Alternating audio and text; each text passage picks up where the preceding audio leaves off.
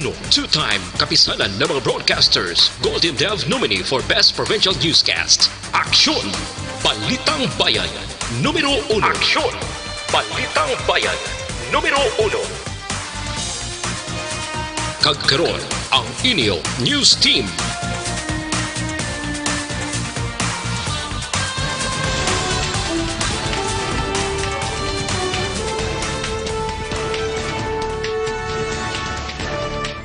Sa ato nga pangunang nga mga Pangulong dinalan sa mga balita lokal, lalaki nga may kaso ango sa illegal nga droga nakapalagyo sa custodial facility sa Police Station 2. 43 anyos nga lalaki nga taga-syudad sang Escalante, isa sa apat nga naka-recover sa COVID-19 sa Western Visayas. Sa balita national, records ang PSA angot sa mga unemployed nga Pinoy sa tumbulan sa Abril naglambot sa masobra 7 kamilyon. Mga empleyado sang DOH ginmanduan nga mag-double time antes ang deadline sang presidente sa paghatag sang cash assistance sa pamilya sang napatay nga mga health workers. Maayong aga Bacolod, maayong aga Bilugabahin sa Western Visayas. Karon nga adlaw Sabado, Hunyo 6, 2020. Ang inyong news team, Aksyon Eden Aboso. kag Action Boy Duran, ang mga balita lokal pagkatapos lamang sa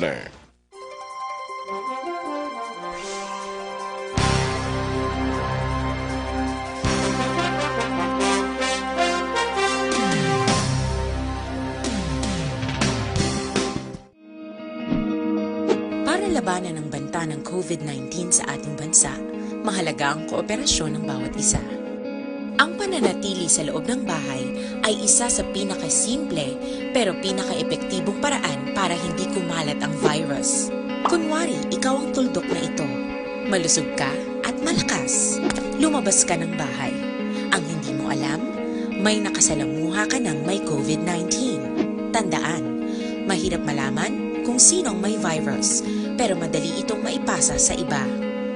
Pwedeng naipasa na pala niya ang virus sa iyo nung umubo siya, o bumahin. O baka naman ay nahawa na dahil humawa kayo sa parehong bagay na kontaminado. Ngayon ay mayroon ka na ring COVID-19. Isa ka ng carrier na makakahawa sa iba.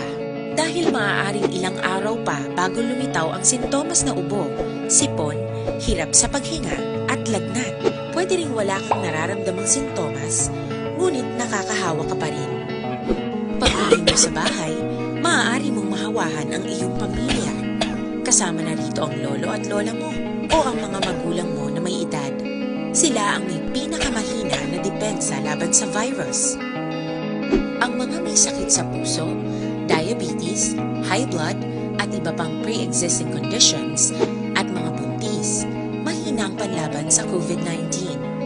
Kapag na-infect ang taong mahina ang immune system, posibleng magkaroon siya ng malalang karamdaman at kailanganing dalhin sa ospital. Sa patuloy na paglabas ng bahay at pagpunta sa pampublikong lugar, tinatayang maaari kang makahawa ng 3 pang tao at sila makakahawa ng mas marami pang iba.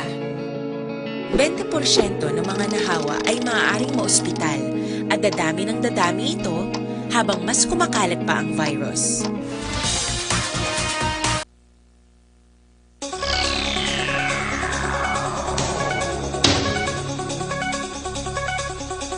Action Radio Philippine Standard Time, las 6:05 sa detalye na sa mga balita lokal. Padayon sa karon ang pursuit operations ng kapulisan sa Police Station 2 matapos nakapalagyo ang preso las 4 o las 3:40 kahapon sa Cagahon, Hunyo 5. Sunod kay Station 2 Commander Major Sherlock Gabana, ang nakapalagyo mo si James Brizuela, legal sa Pangidaron, kag residente sa Barangay 3, siyudad sa Bacolod. Doon pa, Mayo 4, sa inanakpan, bangon na kabaton ang kapulisan sa impormasyon nga may baligyaanay sa droga sa Purok Lubi, kag naaktuhan si Brizuela, nga mayara sa illegal nga droga. Kaysa nakita sa kapulisan, nagdalagan pa ini agud magpalagyo, apang nadakpan. Si Brizuela ang pangatubang sa kaso, paglapas sa Republic Act 9165, Section 11 kag 12, kag disobedience to agents in authority. Sunod kay Gabana nakita sa CCTV, naging bulambod ni Brizuela ang malong sa rehas, nga nag-usar sang handle sang pump nga iya ginatiyog tubtub na palo sa isa karihas sa slot bar. Duha pa iya ini binat agud makagwa, nag-agi sa kusina sa istasyon kag naglumpat sa pader lusot sa Abiswan nga eskwelahan. Palayag ni Gabana bago gid lamang naka-inspeksyon ang jailer nga si Staff Sergeant Ludovico de la Raya kag pagkalampuas gingamit ining oportunidad ni Brizuela agud magpalagyo. Ginkantuan naman sa Nanday Gabana ang Iloy ni Brizuela sa Barangay 3 kay yagin kumpirmar nga nagpadulong dito ya bata agud mangayo kung tanin isang kwarta apang wala sila sa may ginhatag rason nga naglakat ang ining nakapalagyo nga preso. Sa karon parang pagpapakita sa suspetsado samtang ginpawelding na ni Gabana ang nagawa nga rehas.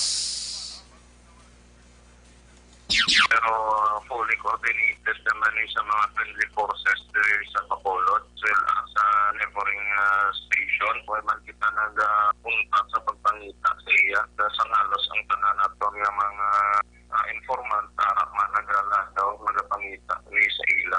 Si Major Sherlock Gabana sa Police Station 2. Angot sa mga balita, ginkumpirma naman ni Major Gabana nga nakabaton sila sa report nga upod ni Brizuela ang iya sini anay live-in partner. Sunod kay Gabana, pagalin ni James Brizuela sa puluyan sang iya Iloy nga nagpangayo sang kwarta, nagpadulong ini sa iya anay live-in partner nga ginkilala gid lamang kay Baby Shark. Dugang pa ni Gabana kung hindi si Brizuela magsungka, hatagan niya ini tubtob karon nga aga. Ginpahayag man ni Gabana nga lakip sa nagapatigayan karon sang manhunt operation ng pila ka mga intelligence unit sang kapulisan. Dugang pa sang hepe ang sinuman nga makakita kay Brizuela ang mahimo nga makadakop sa iya. Isa naman ang 43 anyos nga lalaki nga taga-syudad sa Escalante, Negros Occidental sa apat ka mga recoveries nga na-record sa Department of Health, Western Visayas. Sa record ng paggawa sa DOH Region 6 sa kahapon nga adlaw Hunyo 5, yara na sa 121 ang kabilugan sang kumpirmado nga kaso, sa din 23 ang aktibo nga kaso, 88 ang naka-recover kag nagapabilin sa napulo ang napatay. Sa 377 ka laboratory results ingin pagwa, wala sang panibago nga nagpositibo kag repeat test lamang, samtang 376 ang negatibo kag isa ang repeat test. Ang 43 anyos nga naka-recover, isa ini ka repatriated OFW. Napahamtang na sa isa ka quarantine facility ang siyam ka mga Bacolod noon nga OFW nga nag-abotak na alas 3:30 kahapon sang aga sa Bacolod Silay Airport. Sunod kay Councilor Israel Salanga, chairman sang action team on returning OFW, alas 11 takna kag lagligan nga gabi sang ining ginpahibalo angot sa schedule sang trip apang mayara sa gihapon sang natabo nga delay.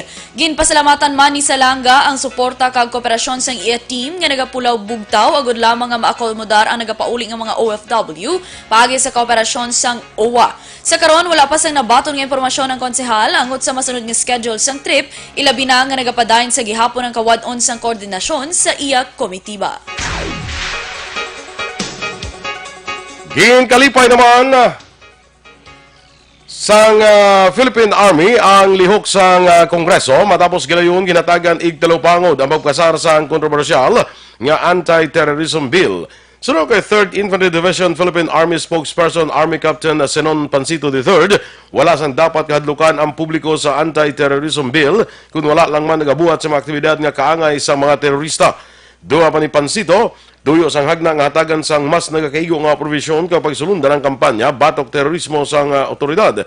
Base sa anti-terrorism bill sang Kongreso, mas mahatagan sa seguridad ang publiko kag masiguro ang peace and order sa pungsod bangod gin patpat ang mga balasihan agun makabig nga terorismo ang isa ka aktibidad samtang gintipigan naman ang tawhanon nga kinamatarong. Ginaabi-abi sang Army antikang ni Presidente Rodrigo Duterte nga ginsertipikahan urgent ang amo nga hagna. Suportado naman sa Philippine Army ang plano nga pagpasar sang anti-terror bill sang pungsod sa diin padayon ining ginatalakay sa Kongreso. Sunod kay 303rd Infantry Brigade Commander Colonel Inocencio Pasaporte, dako ini nga bulig agud sa dugang nga pagpatuman sang katawhayan sa komunidad.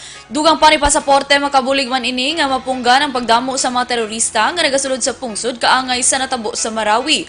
Samtang ginklaro sang commander nga hindi matuod ang warrantless arrest bangod na gasunod gihapon sa proseso ang otoridad sa pagdakop sa nakasala nga tawo. Gani ginapanugyan sini sa publiko nga hindi dapat kahadlukan ang anti-terror bill, ilabi na gid kun wala ka nagahimo sang sala. Nagbisita na sa mga police station si Police Colonel Romy Palge, ang bago karon nga imbutang officer in charge sa Negros Occidental Police Provincial Office o NOCPO. Suno kay NOCPO spokesperson Police Major Edison Garcia, kaupod ni Palge si Police Regional Office Director Brigadier General Rene Pumuspusan kag ang mga staff sa NOCPO. Duha man ni Garcia, luyag hibaluon ni Palge ang kahandaan sa mga kapulisan sa probinsya. Wala pa si Palge formal nga nagka-meeting sa staff sa NOCPO. Si Palge ang nagbulos umpisa Hunyo 5 kay Police Colonel Romeo Baleros matapos niya ang magaretiro na karon nga adlaw Hunyo 6 kadungan sa iyas ni ika-56 nga kaadlawan. Natalana naman nga pasakahan sang kaso nga rape with homicide sa masunod nga semana si Eggy Gonzaga nga ginatudlo nagpatay kag nagpanghimulo sa 10 anyos nga bata nga babae sa barangay San Miguel, Banwas, ang Murcia sa atong Oktubre 30 tinalikdan nga tuig. Sunod kay Police Major Robert D. Hucos, hepe sang Murcia PNP, ginatipon pa nila ang affidavit sang pamilya sang 10 anyos. Dugang pa ni D. Hucos, pagapasakaan man sang kaso ang amay ni Eggy sa posible nga may kahilabtanan man ini apang hindi pa mapalayag subong tubtob nga makompleto nila ang dokumento. Sa nilabaloan ang mag-amay lakip sa 5 nga nangin persons of interest sa among nga krimen apang nagwa nga positibo sa DNA test ang anak gid lamang. Si Gonzaga ang unang gindakop sa buy-bust operation sa itong Mayo 26 kag karon priso na sa Murcia PNP Custodial Facility. Nagaprepara na ang simbahan para sa patagyunan nga misa buwas nga adlaw Hunyo 7. Sunod kay Father Henry Durasco, Director sa Commission on Liturgy sa Diocese of Bacolod, hindi na kada oras ang misa kundi kada 2 ka oras. Bagod matapos ang isa ka misa, magapatagan pa sila sa disinfection. Sunod kay Durasco, 4 ka linya ang pagasundan sa mga magasimba, sa din ang 2 ang para sa magasulod sa main entrance ng simbahan, kag ang 2 ang para sa wala kay sa tuo nga entrance. Duha pa ni Durasco, all in kag all out ang mga tao, rason nga ginadirian ang mga sumilimba nga magsulod kung nagaumpisa ng misa, kag magatener o kung magulat sang masunod pa. Ginpalayag man ni Durasco nga 4 lang ka ang pwede makapungko agud mapabilin ang social distancing o kung 4 lang makapungko sa kada row para mapabilin ang social distancing. Kada row man ang pagpangalawat kagula sang offertory o kung paghalad. Pangabay ni Durasco nga hindi magdala sa kabataan para hindi mabudlayan ang mga hospitality ministers nga mag-control sa tao.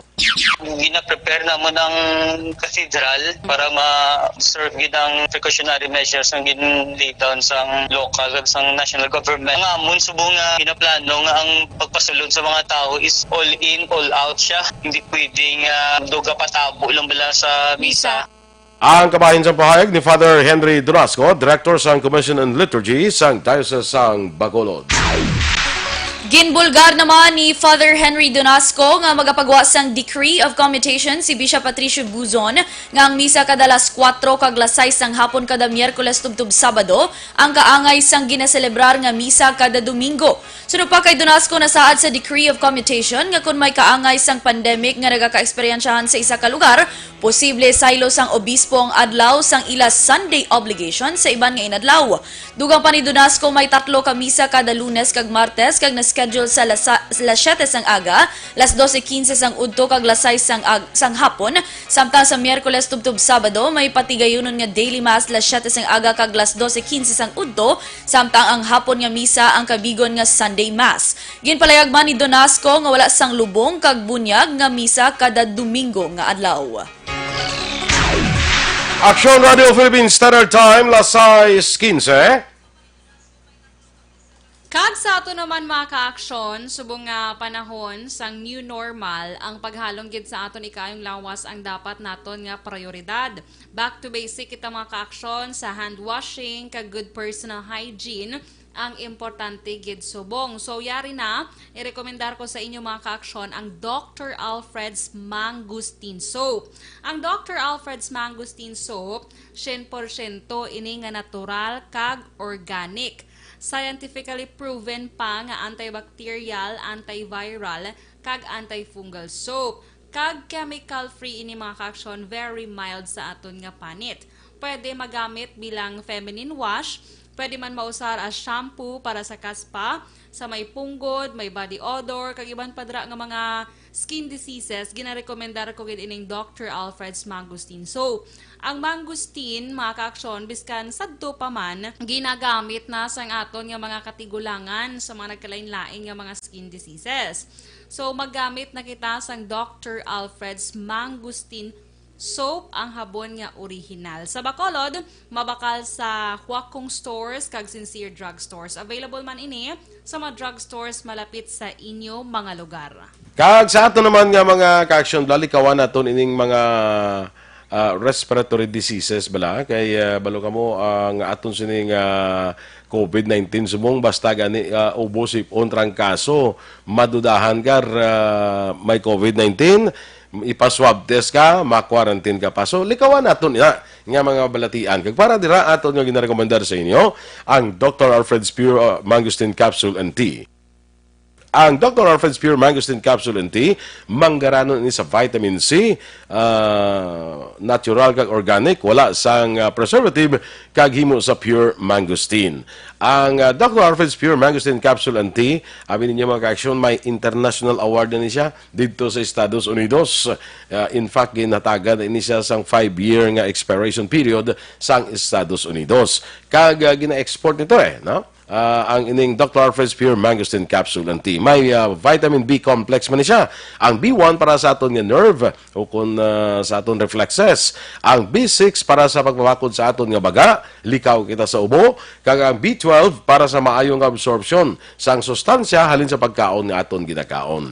So mag Dr. Alfred's Pure Mangosteen Capsule and Tea ka na, manggaranon sa vitamin C, puro, natural kag organic, wala sang preservative. Kag himo sa pure mangosteen. Mabakal naton sa tanan nga sangasang Sincere Drug Store, Huakong Chinese Drug Store, Consuelo Drugs, kag iban pa nga mabutika malapit lang sa inyo lugar.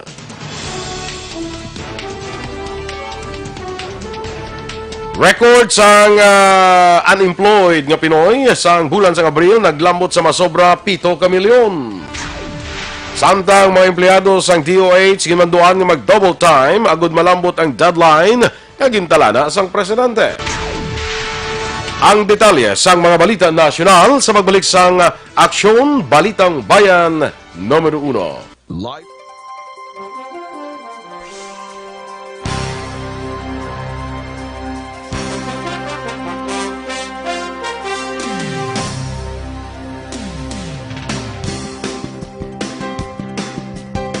Dinami-dami ng usapin ngayon tungkol sa COVID-19, nangingibabaw ang tanong tungkol sa expanded testing. Ano nga ba ang expanded testing? Bago natin sagutin ito, mahalaga munang malaman natin kung ano ang confirmatory test para sa sakit na COVID-19. Ang reverse transcription polymerase chain reaction o RT-PCR ay isang laboratory test na tumutukoy sa mismong virus sa loob ng tao. Ang RT-PCR ang siya lamang test na ginagamit upang makonfirm ang sakit na ito. Kaya nitong alamin kung may virus na sa katawan ng isang tao bago pa man lumabas ang sintomas. Kaya naman sa ating expanded testing, RT-PCR ang ginagamit natin ngayon. Hindi ito katulad ng rapid antibody-based tests o RATs na tumutukoy lamang ng antibodies sa katawan. Sino-sino ang kabilang sa expanded testing? Sa expanded testing, ang mga sumusunod na mga tao na may history of travel sa isang lugar na may COVID-19 o nakisalamuha sa taong may COVID-19 ay sasailalim sa RT-PCR test. Una, mga pasyenteng may malubha at kritikal na kalagayan. Ikalawa, mga pasyenteng may edad 60 pataas, pasyenteng mayroong ibang sakit, o mga pasyenteng may maselang pagbubuntis. Ikatlo, mga pasyenteng may bahagyang sintomas. At ikaapat, iba pa nating kababayan at mga healthcare workers na walang sintomas ngunit may travel history o contact. Mayroon na tayong mga laboratorio na kayang gumawa ng RT-PCR sa Luzon, Visayas at Mindanao. Sa kasalukuyan, layunin ng ating gobyerno na tumaas pa ang health system capacity ng bansa upang matest sina lolo, lola, kuya at ate na pasok sa populasyong kailangan ng testing. Ginagawa natin ito upang mabigyan ng tama at agarang atensyong medikal ang mga pasyente at para matukoy ang iba pang tao na nakasalamuha nila. Mahalaga ang pagpapatest sa paglaban sa pandemya, pero mas mahalaga kung mapapanatili ang kalusugan ng ating katawan. Mas mainam kung lalabanan natin to ng sama-sama. Ika nga, prevention is better than cure. Mag-exercise, kumain ng tama, practice cough etiquette, sundin ang 1 meter rule sa physical distancing, maghugas ng kamay, at higit sa lahat, kung maaari ay magstay at home. Samahan kami sa susunod na video para malaman ang kaibahan ng RT-PCR sa RATs.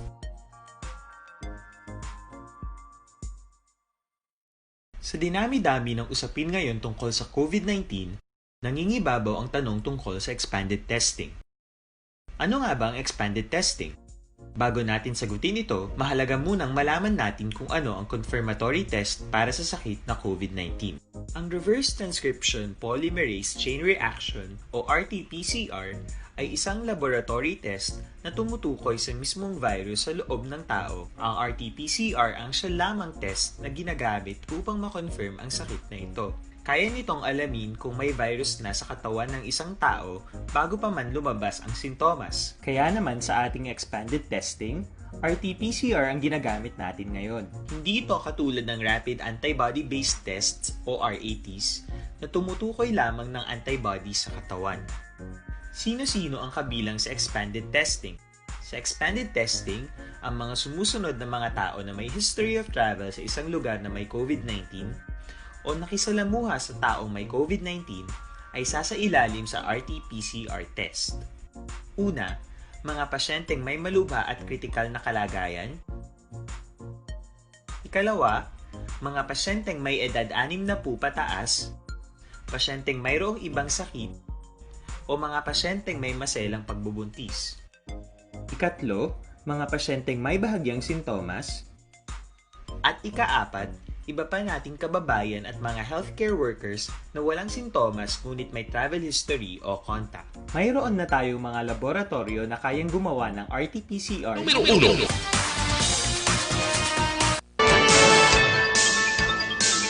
Action Radio Philippine Standard Time, las 6:23, detalye na sa mga balita nasyonal. Naka-record sa mataas nga unemployment rate ang gobyerno sadto nakaligan nga bulan sa Abril. Suno sa Philippine Statistics Authority, naka-record sa 17.7% nga unemployment rate sadtong Abril. Katumba sini sa 7.3 milyones ka mga Pinoy nga wala sa trabaho.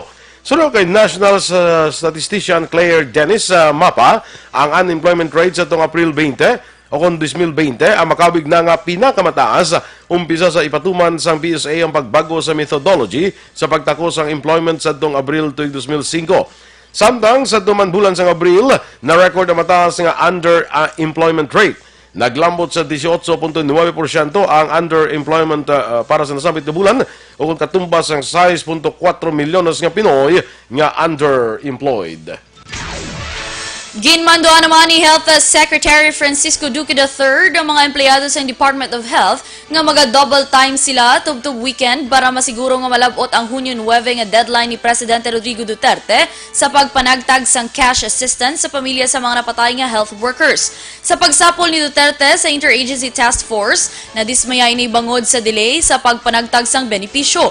Patag ni Duque ang mga staff sang DOH ang nag-aasikaso sa benepisyo ang hindi na magapauli kang mga trabaho tubtub weekend. Sa karon ginpahayag ni Duque nga natumod na ang pamilya sang 32 ka mga healthcare workers bangod sa COVID-19 o kung napatay bangod sa COVID-19.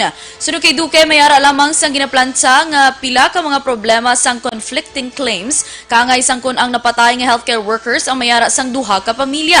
Naibaluan ang pamilya sa napatay nga healthcare worker ang dapat magbaton sang 1 milyon ka pesos nga benepisyo. Samtang 100,000 pesos naman ang batunon sang healthcare workers nga ginaigo sang COVID-19. Hindi dapat paitugyan kay Health Secretary Francisco Duque III ang Department of Health sa panahon sumunga nagapadayon ang COVID-19 pandemic. Ini ang reaksyon ni Senator Risa Hontiveros matapos nga nagtudloan ay sa natamo nga pagkabulgar nga wala nahatag ang benepisyo para sa mga health workers.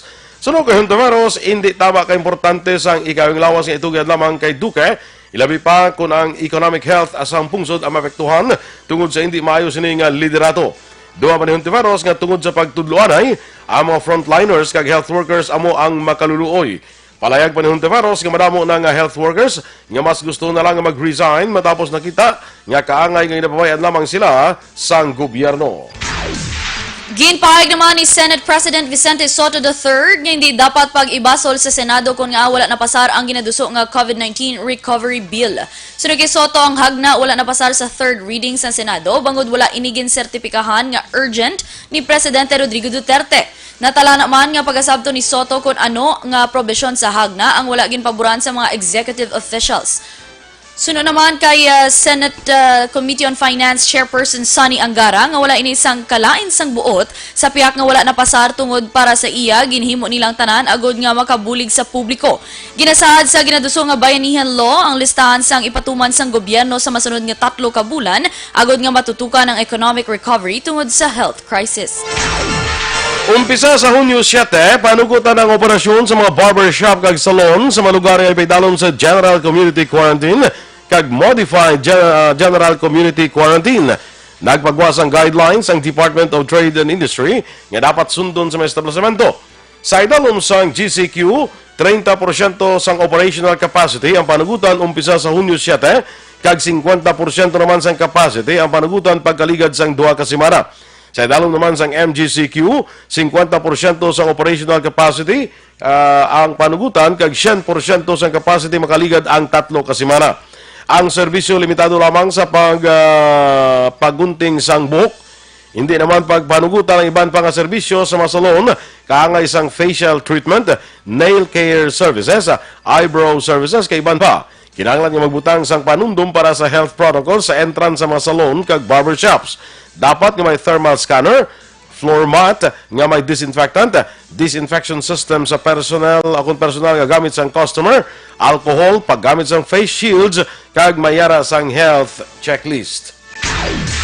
Ginpahayag naman sa National Economic and Development Authority nga 75% sang mga negosyo sa Pilipinas ang nabukas matapos nga ginhalugan ang mga quarantine measures sagud mapunggan ang paglapta sang COVID-19. Sunod kay NEDA Acting Secretary Carl Kendrick Chua, pagkaligad sang 2 ka bulan nga enhanced community quarantine kalabanan sa karon nga mga lugar sa pungsod ang ginpaidalom na sa general community quarantine kag modified GCQ rason nga 75% sa mga negosyo na ang nagbukas. Ang gobyerno nagpatuman sang istrikto nga quarantine measures sagud matapnang paglapta sang virus umpisa Marso 17 tubtob Mayo 31. Ang lockdown nagtuga sa pagsira sang madamo nga negosyo kag pag-usmod man sang ekonomiya. Naglambot na sa 20,626 ang kumpirmado nga kaso sang COVID-19 sa Pilipinas. Sa report ng Department of Health sa tubtob kahapon Hunyo 5, mayara sang 244 ang nadugang nga kaso sang COVID-19. Sa mga kanamuon, 168 ang fresh cases, kag 76 naman ang late cases. Nakarecord man sa dugang 82 nga nag-recover sa COVID-19, kagkaroon yara na sa 4,330 ang total recoveries. 3 naman ang dugang sa napatay, kaya sa karon yara na sa 987 ang COVID-19 death toll sa pungsod.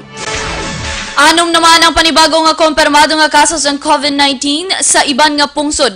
Sa records ng Department of Foreign Affairs, tubtob Hunyo 5, nagsaka na sa 5,361 ang mga kumpirmado nga kaso ng COVID-19 sa 49 ka pungsod kag rehiyon. Sa nasambit nga record, 2,788 ang padayon nga nagapabulong sa nagkalain-lain nga hospital. Yara naman sa 2,212 ang overseas Filipinos nga naka-recover sa masakit o kung na-discharge na sa mga hospital. Samtang nagsaka naman sa 361 ang kadamuan sang Pinoy abroad nga napatay tungod sa COVID-19. Nagpositibo sa COVID-19 ang 41 ka empleyado sa Bureau of Customs o kung BOC. Nagpatigan sang mass testing ang Medical and Dental Division sang BOC sa pagpakigbuligay sa Department of Health kag Philippine Red Cross sa din 1,264 ka empleyado ang ginkuhaan sang swab test. Sunod sa BOC, asymptomatic ang tanan ng empleyado nga nagpositibo sa masakit, kang tanan nga naka-close contact sa ila ang ginpaidalog na sa self-quarantine sa sulod sang 14 ka adlaw. Umpisa sang pandemic, tanan nga transaksyon sa BOC ang ginpatigayon na online. Sa katapusan nga balita national, gin-appoint ni Presidente Rodrigo Duterte si Dr. Leopoldo Vega bilang isa sa mga undersecretary ng Department of Health. Ginkumpirma ni Executive Secretary Salvador Medialdia ang nasambit nga appointment. Si Vega among head sa Southern Philippines Medical Center sa siyudad sang Davao, ang pinakauna nga referral center sang COVID-19 sa Pilipinas. Ginanunsyo sa Malacanang ang appointment ni Vega isa ka adlaw matapos nagpabutsyag sang pagkadismaya ang presidente angot sa delay sa paghatag sang death kag sickness benefits sa mga health workers nga napatay kag severely infected samtang nagabulig pakigbatuan nga matapna ang virus. Action Radio Philippines Standard Time, las 6:31. Inyong imamatian na aton mga balita diri sa Action Balitang Bayan numero 1. Standby na sa Action Report, second portion. Upod ka Action, Fred Salanga. Balikay kita sa aton dugang nga mga balita sa Action Balita Morning Edition. Upod ka sa inyong news team. Action Eden Aboso. Kag Action Boy Duran. Una sa balita, una sa Action. Sa Bacolod Action Radio.